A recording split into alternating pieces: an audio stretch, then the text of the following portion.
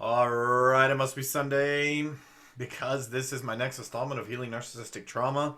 This is Salt City Counseling. My name's Scott Carter, and I'm a licensed therapist here in the beautiful state of Utah. It is a beautiful Sunday morning. I will be retreating to my sunny and beautiful backyard as soon as I'm done recording this. If you're new here, I hope that you will subscribe. Once again, this is my series on healing narcissistic trauma. If you've been in a relationship of any kind, whether parent or partner, with someone who is narcissistic, then there's a good chance that it has caused seemingly irreparable damage to your psyche. And so I've created this series, and I believe this is going to be installment number 9 or so. I'm going to keep the series going for quite some time, and definitely to help people conceptualize and put into practice how to heal all this trauma. If you haven't watched my previous videos on this, you may want to go back and do so that I don't have to repeat everything. Mostly my approach to things in general is patterned after people like Joe Dispenza, where I just don't like reinforcing old narratives, old beliefs, old ways of doing things, old habits. Basically taking the old identity and throwing it into the future by spending too much time processing through all the trauma, processing through all the incidents, processing through all the beliefs, blah, blah, blah. It's all there, but in this video, we need to talk about shame. We need to have a very, very important and serious talk about shame. And understanding shame is super duper important. Understanding the shame of the role in all of this. Understanding the shame.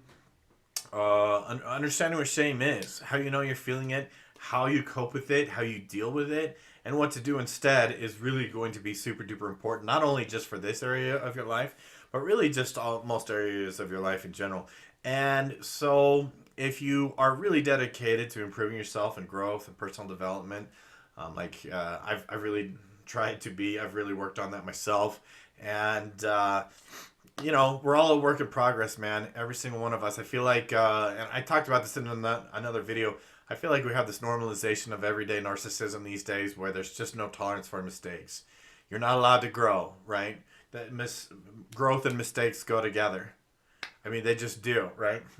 You cannot have growth without mistakes, and you can have mistakes without growth. Frankly, you can easily have mistakes without growth, and that is just by focusing on the mistakes. And mistakes are bad. I'm not allowed to make them, and shame on me for making mistakes. Instead, if you focus on the lesson, then you're going to make the growth. And if you focus on self-compassion and forgiving yourself, then you're going to grow from mistakes. But let's be honest, the nature of the narcissistic types, they have no forgiveness for your mistakes. They just come down on you hard. They just make sure that you feel it. Make sure that you know it. Just I call it emotional carpet bombing. Just like this B-52 bomber, and just coming through and just absolutely destroying you over small mistakes over and over and over again. And to me, this is the real nitty gritty when it comes to narcissism, narcissistic behaviors, narcissistic personality disorder. I even see people with borderline personality disorder engage in this behavior. A lot of them like to push back on me. By the way, some people get very, very upset with me for comparing borderline with narcissism, and it's like they're not just in the same chapter in the book; they're in the same subcategory together. They're like this in the book. They're put together all the time. It's not me making that up. Anyways, so I'm going to talk about shame. I'm going to talk about the role of shame and all this, understanding how you cope with it, understanding how you deal with it, what to do instead. Before I do that, let's get some housekeeping out of the way. If you are new here, please subscribe, like, share, comment. You know what to do. Hit the notification bell so that you'll get these videos. You'll be notified when these videos come out each week. I publish them on Sundays. I'm going to keep this series going indefinitely. If you really like my content, please hit the tip jar, Cash App, Venmo, PayPal. I do have other channels. Check out those links in the description below. If you have a viewer question, please send them to me. It's very, very helpful to know where people are at with this process, what makes sense, what doesn't make sense, what's helpful, what's not helpful, what needs some clarity. So I really want to know where people are finding some benefit, what's not clear. So send your questions away. Those links are in the description below too. You can leave a comment in the video comment section or scottc at saltcitycounseling.com. All right, let's get on with it. Okay. So with this, we're going to talk about shame. Shame is important to understand. Everybody has it. And everybody suffers from it. Shame is one of those things that we feel or we experience that has no benefit to it, that essentially has no benefit. It may benefit other people for us to experience shame, but basically, people generally respond to shame in four different ways. They could have any one or a combination of these things. Generally, it's attacking self, attacking others, avoidance, which is like self-medicating, drugs, going into video games is one I see a lot with males these days, or just withdrawing, avoiding people in general. And so when you experience shame, what you essentially experience is just this darkness, this scary thing that this sense that if people saw this thing about you, that they wouldn't love you anymore, that they would reject you, that they would abandon you.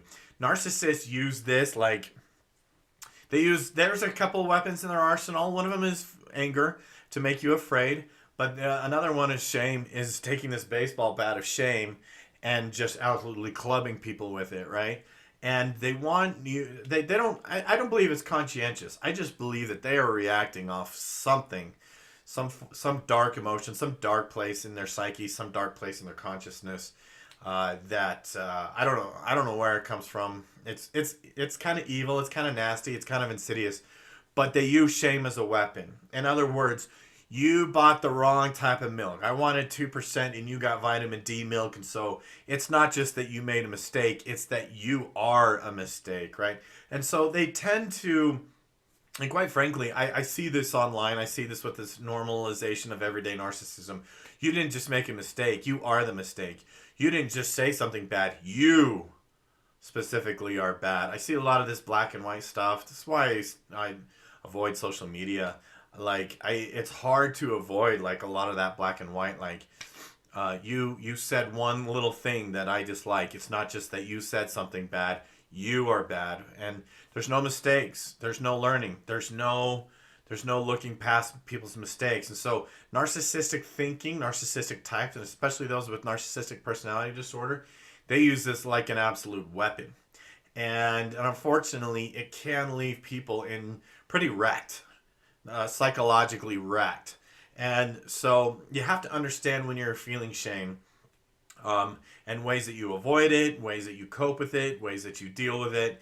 And so what we're going to do instead of hashing through the shame, you could easily sit down with your notebook and write, I feel shame when, and I feel shame when. And while it's important to have some awareness, I really, really think it's important to reinforce the right ideas and reinforce the right behaviors and start letting go of what's not working, of what's not serving, of what's not helping. I highly recommend, by the way, if you're dealing with shame, the work of Brene Brown. Brene is one of the, if you're not familiar with her, you really, really ought to look her up. Brene Brown has done some of the best work, I believe, in this modern era in terms of psychological, like shame, psychological damage. She has a therapy model. I wish it was more mainstream. I wish it had more.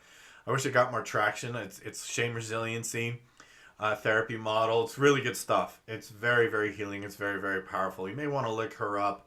Get one of her books. She wrote Daring Greatly. She wrote The Gifts of Imperfection. And she talks about shame. She talks about empathy. She talks about self-compassion. I also highly recommend the books of Joe Dispenza. Breaking the Habit of Being Yourself, for example, is a great book. But so here we are, right? If you understand that, hey, they use this as a weapon against me, try to remember, right? It wasn't just that they use this against you. They didn't use this against you because you're bad. They used it against you because you're bad. Personally, I mean, I don't like breaking society down into categories of good people or bad people. I feel like that's a very, very, very, very slippery slope. I believe there's a ton of gray areas and a ton of nuances, and this good people, bad people thing that it seems to be so pervasive in our culture is really narrow-minded. It's a very, very small way to think. I believe people are just far more complex than that. People are far more nuanced than that.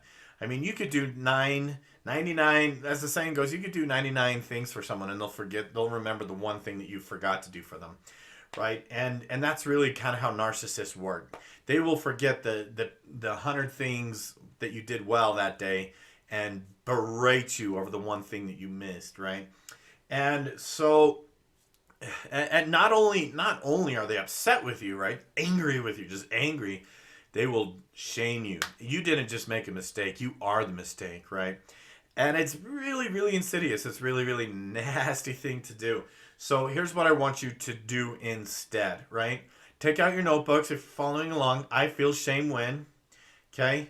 And now, make that list. Don't spend a lot of time on it. We don't want to reinforce it too much. All you're doing is building awareness. Like I said, if you have this open wound, you don't want to keep your finger in it.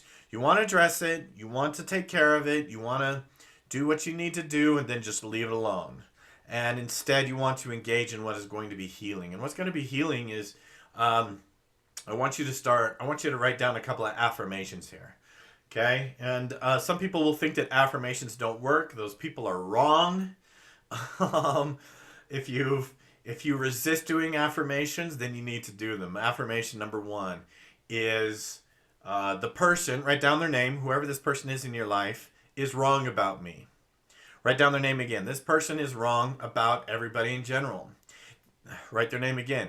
This person, I'm just going to use a word. I'm just going to use a name. We're just say Dave. Dave is wrong about me. Dave is wrong about other people.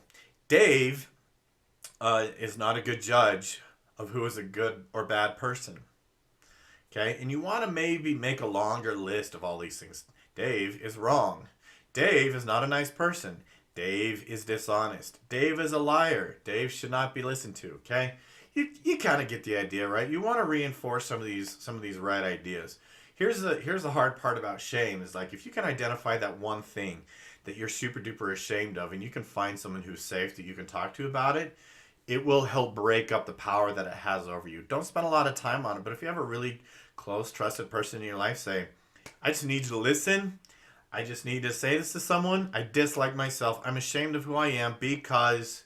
And Brene Brown talks about how you got to put on your mudder boots and you got to tromp around in this swamp to help break it up. And once you do that, you want to start reinforcing the right ideas. I'm a good person because. The things that I do right every day are. The things that I do well every day are. The things that show that this idea or belief about me is wrong are, and make a list. Is it because you're considerate?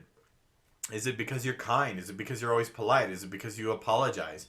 Is it because you think of other people? Is it because you do nice things for people? Is it because you're generous, loyal, and all those types of things? And so here's the other part of this, which is going to be really hard. I have people do this all the time. I have for years. I want you to write 20 things that you like about yourself. And most people really struggle with this, which is why it's insanely important that you do this. And even if it takes you a couple of days, even if it takes you an hour, sit down and do it. Sit down and make a list of 20 things that you like about yourself or that are good about yourself. But in the process, I want you to be mindful. Okay, remember this is your homework. Being mindful. What are your emotions doing? What is that frantic, mean voice doing? I've talked about this in other videos. If you didn't watch my previous videos, go back and watch them so you know what I'm talking about here. What is that frantic, mean voice? What does that mean voice tell you when you're saying these nice, positive, or good things about yourself? When you're making this list, what is happening up here? Okay, and notice how you feel, and just notice it, watch it. Okay, now keep in mind that if there's a part of you that is watching thoughts, if there's a part of you that's watching emotions or observing them, what is that part of you? Right? Okay, so that part of you that observes the thoughts, observes the emotions, observes the shame, what is that? What part of you is that? I call that the true self.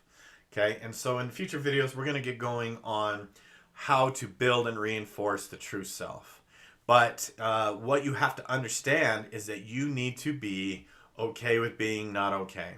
It's okay to be uncomfortable. Now, in the past, if you've had narcissistic trauma, you've probably avoided being emotionally uncomfortable. You've probably avoided being emotionally vulnerable. And there's a good reason for that. Usually narcissists see that as an opportunity to pounce and exploit that and maintain power, and that's unfortunate. Okay, so it's okay to be not okay. It's okay to be like emotionally vulnerable. By the way, I'm personally proud of myself because I feel like I've gotten to the point in my life where I notice when people are actually doing this, when they're trying to pounce, when I show vulnerability and they try to pounce, That's usually when I go, what's going on with you that you need to capitalize on me already being hard on myself? What's going on with you? And then I can go from I call it going from golden retriever to pit bull really quick. And I'm just very, very leery of people that want to capitalize on me when I'm being hard on myself, and create shame where I might already be experiencing it. That's not a good thing to do, and I'm very, very leery of those people. Okay, so those are your homework assignments. I would appreciate your feedback on them. What you think? What's helpful? What's not? Again, and go do those, and we will see you next Sunday.